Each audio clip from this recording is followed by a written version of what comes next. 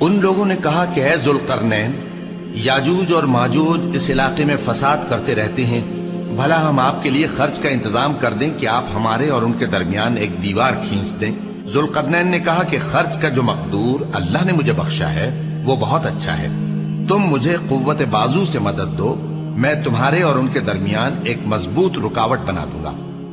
تم لوہے کے بڑے بڑے تختے میرے پاس لاؤ۔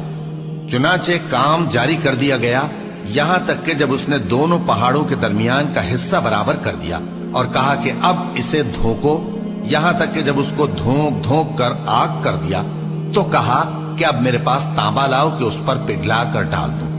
پھر ان میں یہ قدرت نہ رہی کہ اس پر چڑھ سکیں اور نہ یہ طاقت رہی کہ اس میں نقب لگا سکیں۔